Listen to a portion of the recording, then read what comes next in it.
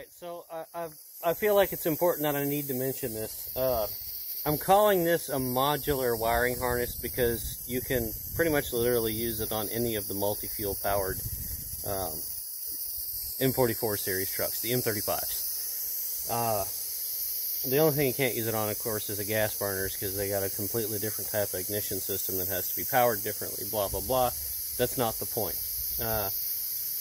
It'll work with any of them that have a generator or an alternator or turn signals or no turn signals. It doesn't matter. It'll work for any of them. What I need to mention now that I found out when I cut more into the wiring harness, there's my buddy Mike.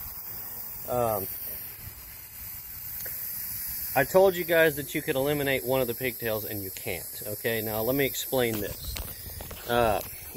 This pigtail, right? The one that goes, this big lead goes back down, I thought originally to the generator, but it actually goes to the batteries. It goes across. I've got it pulled out because when I put the motor in, I always nick this harness right down here in front of the motor mount with the ear, and I just did all this work. I'm not going to fuck up this harness. So it's out of the way for now. When I put the motor in, then I'll put it back where it goes. So, here's the thing. This wire does go to the batteries. It goes all the way over, across, and down the firewall, and it's supposed to go back to the batteries, and that's what completes your charging circuit.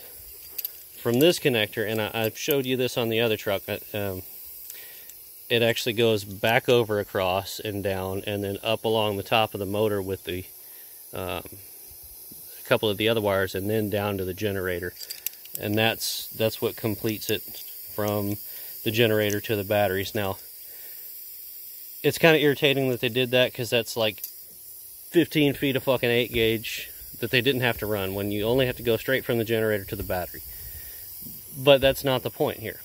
The important part is this. You cannot eliminate this 12 gauge wire. And the reason is this 12 gauge wire is what gives you the power for the entire inside of the cab. Okay. On the conversion harness that goes from this to the generator, this actually comes right across here, and just about 6 inches on the other side, they connect into each other. They become one wire.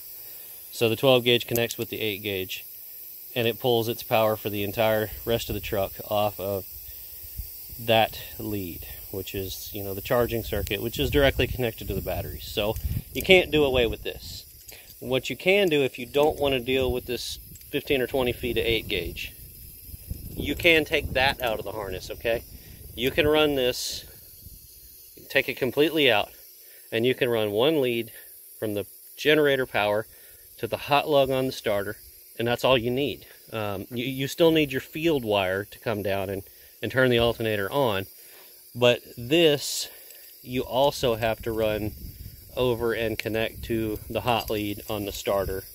And that's why it's so heavy, because it doesn't just like neck down to a 16 gauge or something. What it does is right about here, it splits off. No, not there. Right here. It splits off and it goes over here so you can run one lead of the horn, and it goes into the cab to power everything else. Now, I didn't follow it and unwrap completely everything in there to see what it splits off into, but it goes a few different directions in there. And that's where it necks down to the 16 gauge wires or 14 gauge wires. So you can't just cut this off and do away with it. I'm sorry. This will be the very next video uploaded, so it stops you if you're intending on doing that. But if you don't watch this first, then you're going to do it anyway, and then you're going to watch this and you're going to be pissed. So hopefully you watch all the videos and get a good grasp of this wiring harness situation before you start cutting into things. Obviously I can't edit already previously uploaded videos, or I'd go back and correct myself, but this is the best I can do for you guys. I'm trying here. This is new for me. I've never installed one of these harnesses, so you know, you're following along with me for the first time too. I'm learning as I go. So bear with me. Thanks for watching. Catch you next time.